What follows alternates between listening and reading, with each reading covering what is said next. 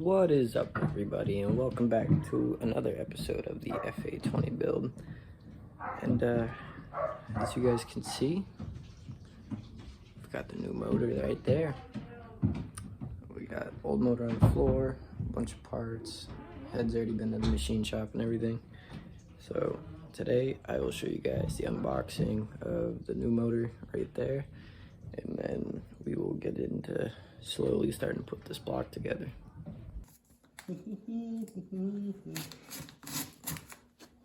Oh.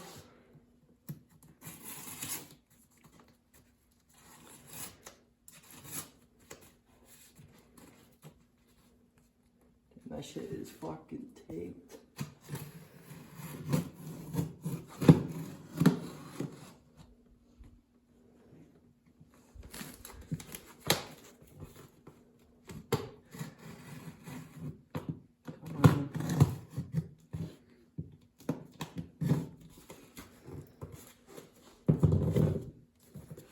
Oh, they got staples in it.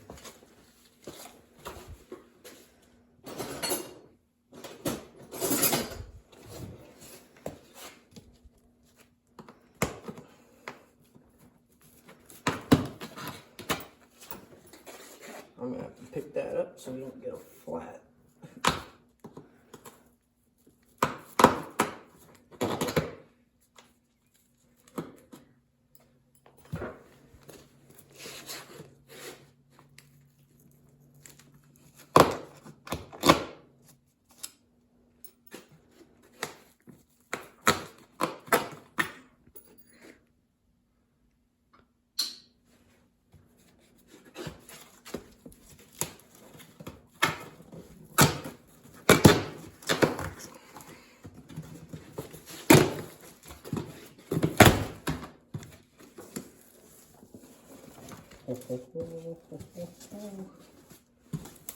It's just a box inside of a box.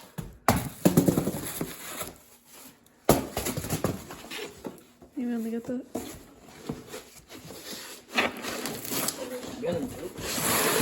Flip it over. I'll try for the...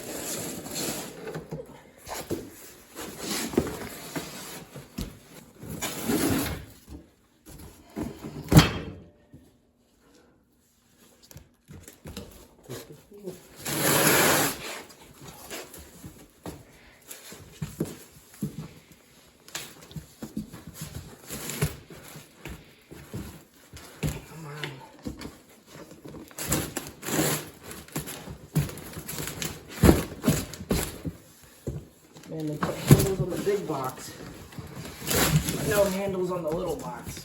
Yeah, there it is. It's just taped over.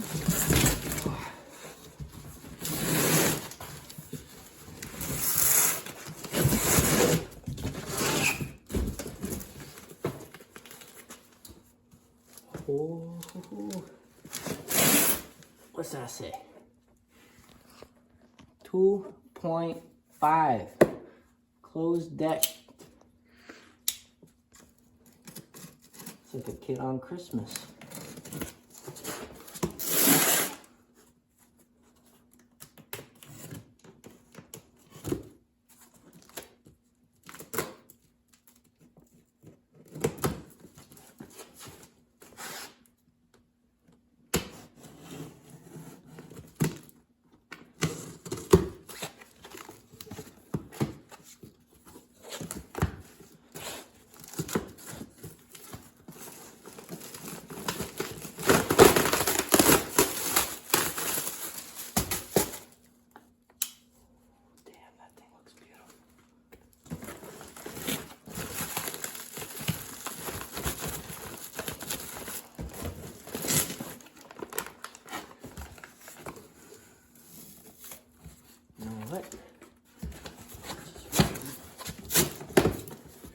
There's an idea. Oh, but I gotta cut down the side on this side. That's gay.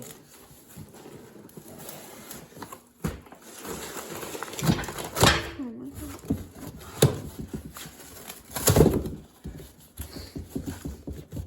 Oh, they don't make this easy, huh?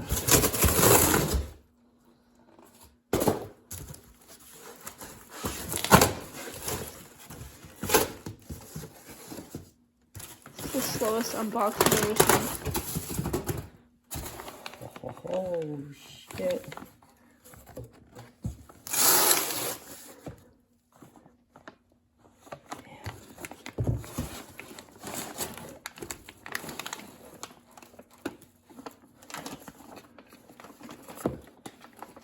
Look at those rods.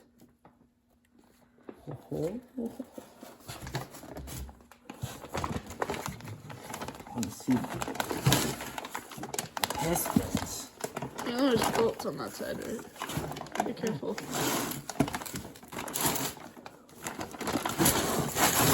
Could be.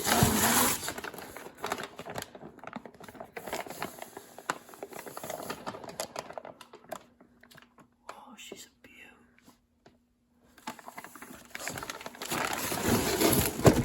Oh, look at that. Closed decked.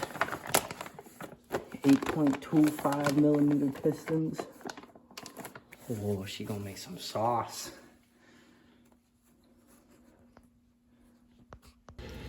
So, as you guys saw from the unboxing, we got ourselves a nice IAG stage 2.5. You couldn't already tell. Short black, fully forged and timeless. And as time's been going on, I've been ordering parts. Got a bunch of stuff in. We got us a set of 262, 264 cams. So that should free up some nice power. And then we did a whole GSC valve train and Kelford cam springs. We got the dual spring and titanium retainers, and then GSC valve train on everything. And a couple other goodies. Now it's time to measure some valve clearance. Still waiting on the head gaskets to ship out. And get all of this together. So because of the fact that we are building a brand new motor and the other one did die due to oil starvation, we got brand new followers for the rocker arms, all 16, and then 16 brand new rocker arms, because I'm not taking any chances using reusing old parts with this build. But we're gonna slap those in the head over here. Got new cam shaft carriers and stuff, but gonna get all that stuff set in the head with the cam carriers, cams, measure the clearances so I know what size shims I gotta get, because I did not have a machine shop cut these valves. So I'm just gonna be using shims, and then new radiator for the car to handle all this power that we're gonna be making. All right, so let's get this time lapse set up. I got the laptop right there, if I can point.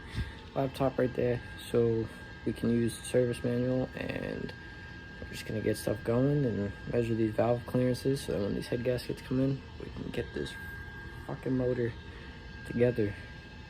It's been too long.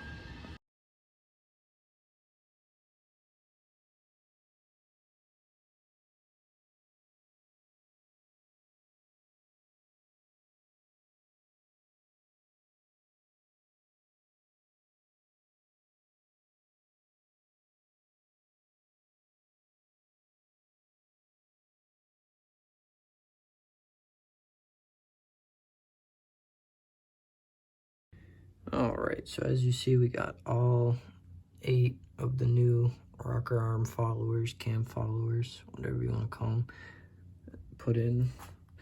About to put all the rocker arms on, and yes, these are brand new. All 8 of these rocker arms and all 8 of the followers are all brand new.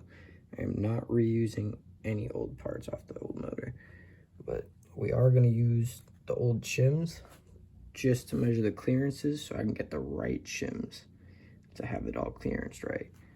Otherwise, these are scrap. We ain't using them for anything else but that. But I'm gonna get the shims on, get these on, put the new cam carrier on, brand new, nice and shiny. And we're just gonna keep going, keep time lapsing, and getting these clearances done.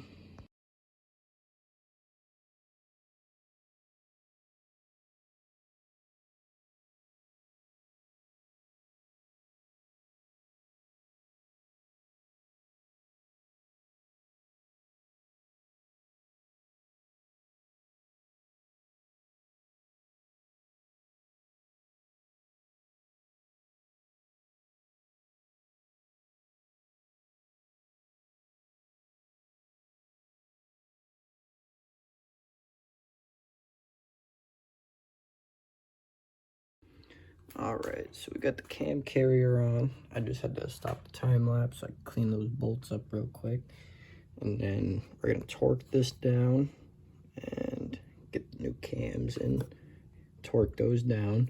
And we are doing this all dry because we are just measuring for clearances. This isn't final assembly, so there's no RTV in between the carrier and the head.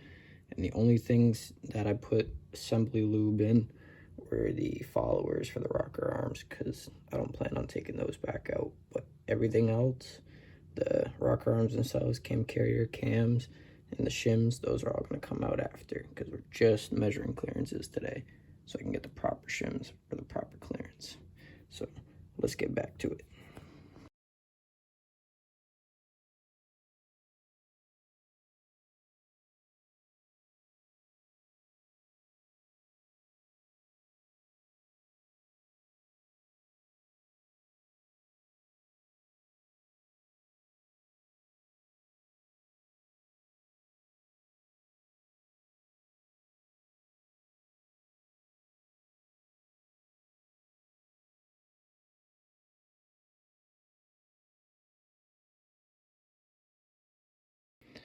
Alright, so as you guys see, we got the cam carrier and head fully assembled.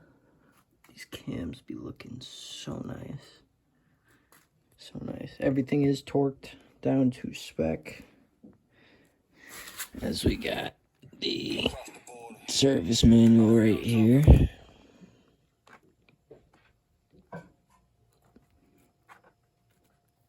Everything is torqued to spec.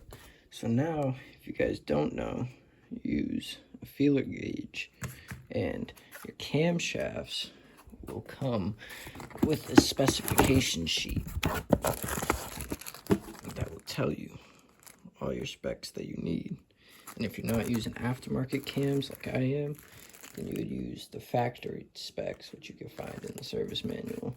But all you do is you take a feeler gauge with the right length, and you just make sure that the cams have zero load. So, you know, no tension on the springs, nothing. And you just take a feeler gauge, you stick it in between there, and, you know, just verify for the clearance. So then your valves don't open too much or not enough. Alright, so as you guys can see, the valve clearance for my intake valves have to be 0.15 millimeter, and the exhaust has to be 0.2 millimeter. So that basically means when there's no load between the cam and the rocker arm and the valve, there should be 0.15 millimeter of clearance, or 1/6,000 of an inch. So you just take the feeler gauge, stick it in between there, and see if it's the exact clearance or if it's under or over, to then figure out what size shims you need.